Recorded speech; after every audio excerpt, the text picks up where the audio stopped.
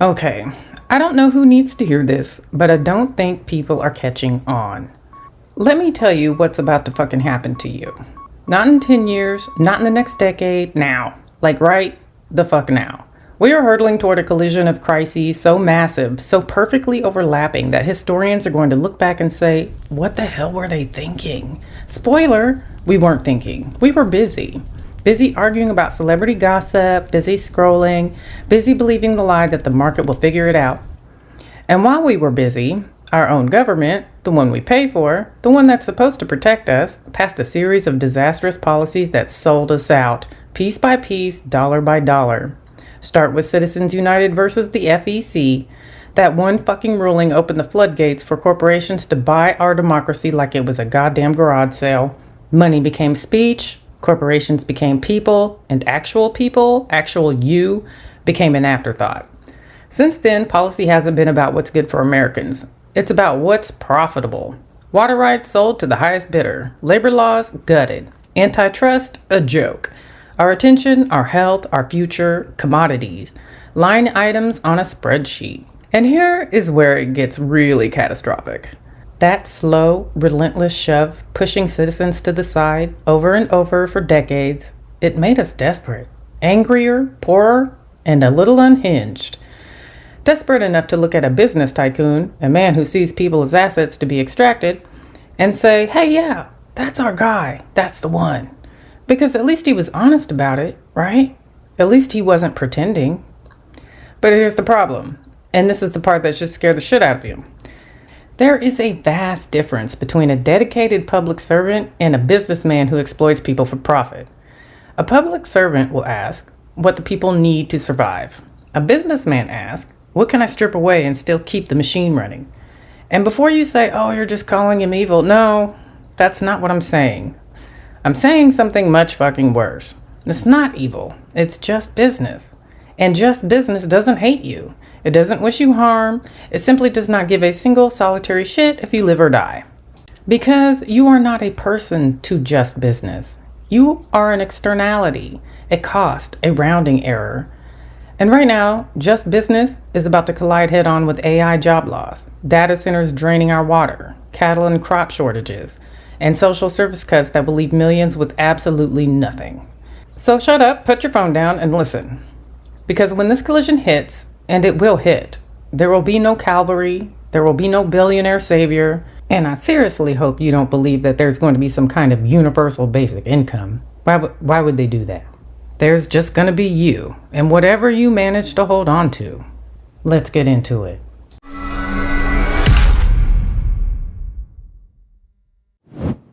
All right, let's talk about those thirst machines. AI sounds all futuristic and cool, right? Chatbots writing poems, robots making art, except behind every cute little response from ChatGPT is a data center the size of a small city that is destroying the planet in real time. Here's what they don't put in the glossy commercials. A single large data center uses as much water as 50,000 homes per year. 50,000 homes. And where are they building these fucking things? In the driest places in America. Arizona, Nevada, California, Iowa. Yes, Iowa. Which is farmland that needs water to grow your food. Why? Because land is cheap, taxes are low, and no one gives a shit about the people who already live there. So now you've got corporations like Google, Amazon, and Microsoft literally stealing water from residential neighborhoods so their AI can generate another picture of a cat wearing a hat. Meanwhile, you're over there watching your lawn die, your local car wash close. Your water bill goes up 40%, and the city council says, we're sorry, but we have to prioritize economic development. Economic development? That's what they call it when a corporation fucks you without lube. And the jobs? Oh, the jobs. Goldman Sachs says 300 million full-time jobs globally are about to get decimated.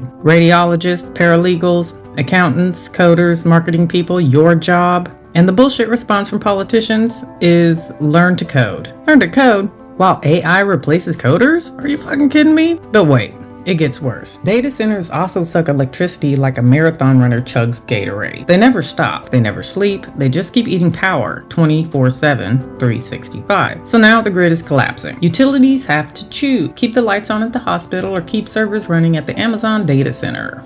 Guess who wins? Here's a hint. It's not your dying grandmother. So what does this actually mean for you? I'll spell it out. Your water and electricity bills go through the roof as your income disappears. Your local tax base evaporates because companies automated everyone away. So fewer cops, fewer firefighters, fewer road repairs, your library closes, your kid's school loses a teacher. Homelessness explodes. Not just the guy you used to step over downtown. Now it's your former coworker with a master's degree, your neighbor, maybe even you. And the politicians who took campaign donations from those corporations, they'll stand at a podium and say, we're committed to a smooth transition. Yeah, right. A smooth transition into a ditch on fire. This isn't a slow burn anymore. It's a 5-alarm fire, and the fire department just got defunded. Now let's talk about food. Because you like eating, right? Here's the catastrophe they're not warning you about on the evening news. The U.S. cattle herd just hit a 70-year low. 7 decades. The smallest number of cows since the 1950s. Why? Because the plains are so dry that ranchers can't grow hay or corn to feed them. And guess who's competing for that same water and electricity? You guessed it, those same fucking data centers. So hay prices tripled, ranchers sold off their herds because they couldn't afford to keep them alive. Now there are fewer cows. Fewer cows means less beef means higher prices. But it's not just cows, it's everything. Corn, wheat, soy, all of it. Because when utilities have to choose between powering a data center or powering a farm's irrigation system, the farm loses every single time. And now we're adding jet fuel to the fire. The same assholes who brought you the Iraq war are beating the drums for war with Iran. And Iran is a major oil producer. A war means sanctions. Sanctions mean supply disruptions. Supply disruptions mean price spikes. But here's the part that should make you want to throw your remote through the TV. Even without a war, oil companies would raise prices, because that's what they do. In 2022, when gas prices hit record highs, Exxon, Chevron, and Shell posted the highest profits in history, hundreds of billions of dollars, while you were paying $5, $6, $7 at the pump just to get to work. Know that they are going to use the Iran war as an excuse to gut you. Gas at $8, $10, $12 a gallon, not because there's a real shortage, because big oil knows you have no choice. You have to drive to work. You have to buy food. You have to heat your home. And every time you fill up your tank, a chunk of that money goes straight to a CEO's 4th yacht. Now here's how that fucks up your dinner plate. Everything you buy, every single thing, gets shipped on a truck. Trucks run on diesel. Diesel prices go up when gas prices go up. So when oil spikes, everything spikes. Those eggs are now $15. That loaf of bread is now $10. That rice and beans you've been living on, also more expensive. Congratulations. So let me paint you a picture of 2026. Ground beef becomes a luxury item, like lobster, except lobster was always supposed to be fancy. Ground beef was ours. It was what you threw on the grill on a Tuesday because you couldn't afford steak, and now that's gone. You drive past a gas station, $9.99 a gallon. You have to choose, fill the tank or buy groceries. You can't do both. On the news, an oil CEO testifies before Congress. He's asked about record profits. He says, we're providing essential energy to the American people. Essential energy while you're rationing your last gallon of gas to get to a job that barely pays your rent? And the politicians who took donations from those oil companies, they'll nod along and say, we need to increase domestic production. Domestic production of what? Your misery? So what does that mean for your broke, hungry ass? Your grocery bill doubles, then triples. You start buying the weird canned shit you never noticed before, canned chicken, canned ham, the stuff you only see in apocalyptic movies. Food banks run out of meat and fresh vegetables. Donations drop because everyone else is also fucking broke. So the line at the food bank wraps around the block and then turn people away. Rural towns collapse completely. No crops means no farm equipment jobs, no ethanol plants, no Main Street, just abandoned buildings, tumbleweeds, and a Dollar General that's somehow still open, selling expired snacks and regret. You stop driving anywhere except work. Your social life, gone. Seeing family, only if they live within walking distance. Everything outside a 5-mile radius might as well be on the moon. Meanwhile, some tech billionaires on Twitter, X, talking about how lab-grown meat is the future. And an oil CEO is announcing another stock buyback. Lab-grown meat, stock buybacks, why you can't afford regular meat or regular gas. And here's the real kick in the teeth. AI can generate a picture of the most beautiful, juicy burger you've ever seen. You can stare at it on your screen. You can almost smell it. But you will never eat it. Because the real thing doesn't exist anymore, and you can't afford to drive to the store to check anyway. So enjoy your rice and beans, again, for the 5th night in a row. But hey, At least the AI is getting smarter. And at least oil executives are getting richer. Someone's living the dream. It's just not you. And now, just when you're jobless, hungry, thirsty, and paying $10 a gallon for gas, the government decides to help by... Oh wait, no, the opposite. That's right, the opposite. They're about to gut the safety net. Food stamps, housing vouchers, child care subsidies, disability payments, Medicaid, all of it is on the chopping block. Why? 2 reasons. Both of them are infuriating. Reason 1, AI-related tax revenues take years to show up. But job losses, those happen immediately. States see a giant hole in the budget, and instead of taxing the corporations that caused the mess, or the oil companies posting record profits, they decide the easiest thing to do is cut the thing keeping poor people alive. Bold fucking strategy, Cotton. Let's see if it pays off. Reason 2, there's a whole political movement backed by those same corporate and oil donors that thinks government is the problem. So they're more than happy to slap work requirements on Medicaid, put time limits on unemployment, and speed up disability reviews to kick people off the rolls as fast as possible. Because nothing says compassion like telling a guy with no legs to get a job. Now here's the real nightmare scenario. A 2-income family loses one job. They don't qualify for aid because the second income is just above the poverty line. But they also can't pay rent and buy food and afford gas at $10 a gallon. So they just drown, slowly, quietly, in plain sight. Disabled people and the elderly wait 6 to 9 months for disability approvals that never fucking come. By the time they get a denial letter, stamped with an automated signature from some algorithm, they'll already have lost their apartment, their car, their dignity. And they can't get to their doctor's appointments anyway because gas costs more than their entire weekly budget. Local nonprofits try to step up. Churches, food pantries, shelters, but they get overwhelmed. Demand goes up 400%. Donations go down because everyone's broke, and the volunteers can't afford to drive to the food bank anymore. So the food bank closes, the shelter shutters, the church says, "We're sorry, but we have nothing left to give. God bless you. Try the next county if you can afford the gas." This is not a movie. This is not a dystopian novel. This is next Tuesday. And here's what's going to happen when people realize there's no help coming. They're going to get angry. And when enough people get angry, hungry, desperate, with nothing left to lose, things break. Not because people are violent, because people are surviving. And right now, the people in charge, the politicians, the CEOs, the oil executives are betting that you'll just take it, that you'll be good, that you'll suffer quietly and politely and die without causing a fuss. I hope they're wrong, but that comes later. First, let me show you what your actual life will look like in 2027, so you know exactly what you're fighting for. Let me paint you a picture of 2027. Your life, not some sci-fi bullshit. Your actual Tuesday. You wake up in an apartment you can barely afford, the radiator doesn't work, the landlord doesn't care, you turn on the faucet, a sputter, some brown water, then nothing. Because your county gave priority to a data center the size of 3 Walmarts. You open the fridge, 2 eggs, half a loaf of bread, some ketchup packets from a fast food place that closed last month. You skip breakfast because eggs are $15 a dozen, and you need those last 2 for dinner. You check your gas tank, a quarter left. You do the math. You can't afford to fill it. You start calculating. How many trips can you make before you're stranded? You get in your car. The check engine light has been on for 6 months. You can't afford to fix it. You can barely afford to drive it. You drive 45 minutes to your hybrid customer service job, the only thing you could find after being laid off from the job you had for 12 years. It pays 30% less. Your boss is 24 years old and calls everyone team. On the way, you pass a shuttered cattle auction house, a school that no longer has a librarian, a fire station with 1 truck left, a cooling center for heat waves that only has power half the day because the grid can't keep up. You pass a gas station with bags over the pumps, out of fuel. The next station has fuel, but it's $11 a gallon.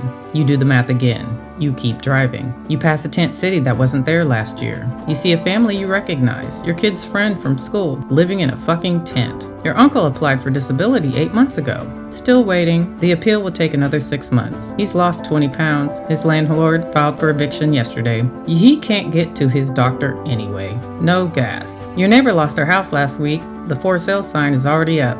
A corporation bought it. They're renting it back for twice the mortgage. You stopped donating to the food pantry because you need that $20 for gas. But the food pantry closed last month anyway. No one could afford to run it. You feel like a piece of shit, but you're also tired. The kind of tired that lives in your bones. There's no single disaster, no explosion, no alien invasion, no zombie apocalypse. Just a slow, grinding, relentless erosion of everything that made life worth living. Your health, your community, your mobility, your hope. That's the American fallout. Not a bang, a whimper, and then silence. But here's the thing about silence. It's never empty. It's just waiting. And right now, millions of people are sitting in that silence, waiting. The question is, waiting for what? So that's the worst case scenario. That's the nightmare. You still with me? Good. Because I'm not going to leave you there with no way out. That's fucking cruel and I'm not that guy. Here's the truth. This trajectory is already in motion. I'm not going to lie to you and say everything's going to be fine if we just vote harder. That's bullshit and we both know it. But outcomes aren't destiny. Not completely. And there are 4 things you can push for right now that actually make a difference. Not metaphors, not thoughts and prayers, real things. 1. Water and power prioritization rules. Data centers should not get residential grade subsidies. They should not get to drink our water while we ration. They should not get to dim our lights while they mine crypto and run AI models that nobody fucking asked for. Demand your city council pass ordinances that put people first. Sounds obvious, but apparently we have to legislate common sense now because common sense died in 2010. 2. Ag to social service bridges. Redirect farm subsidies to emergency food systems when shortages hit. Don't let beef lobby get bailouts while families starve. Don't let corporate agribusiness hoard grain while food banks run empty. We grow enough food in this country to feed everyone. The problem isn't scarcity, it's distribution. And distribution is a choice, so make them choose differently. 3. Reject austerity. Cutting social services during an AI-driven job collapse isn't fiscal discipline. It's sociopathic. It's cruelty dressed up in a tie in a PowerPoint presentation. Call your representatives. Show up to town halls. Be loud, annoying, relentless assholes about it. Because that's the only language they understand. 4. Fight like hell against the war drums. The same people who sold us Iraq want to sell us Iran. They will use patriotism, fear, and bullshit intelligence to drag us into another war that we can't afford, that will kill thousands of young Americans, and that will hand trillions to big oil. Don't fall for it. Not again. Write your representatives. Show up at anti-war protests, refuse to let them use your son, your daughter, your neighbor as cannon fodder so Exxon can post another record quarter. And one more thing, because I know you're thinking it. Stop pretending just business is an excuse. It's not evil, fine, but it's fucking stupid. Because a society that cannibalizes its own people doesn't last. Ask Rome, ask the Mayans, ask every civilization that collapsed while the rich guys were still counting their gold and telling themselves they were the job creators. The difference between a dedicated public servant and a businessman who exploits people for profit isn't a slogan. It's the difference between survival and collapse. One asks, what do the people need? The other asks, what can I take? And right now, the second one has the microphone. But the first one, they're out there.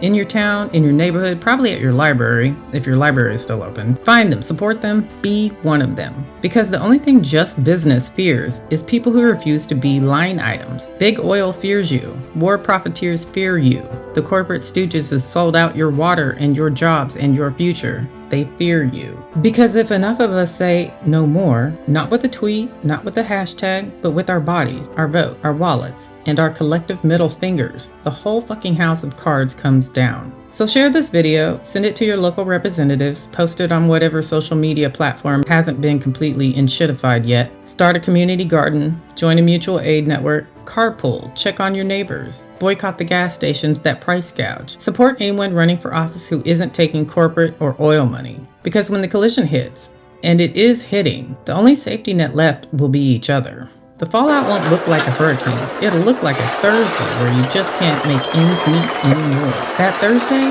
it's tomorrow. So stop scrolling, stop waiting for someone to save you, and save yourself. And save each other. And for the record, Bethany, the chatbot, can go fuck herself. And so can every oil CEO who raised prices because of the war while buying back their own stock. Like, subscribe, share, comment your state and the worst policy you've seen. I know some of you are showing up and showing out, but I want to know how it's going in your local area.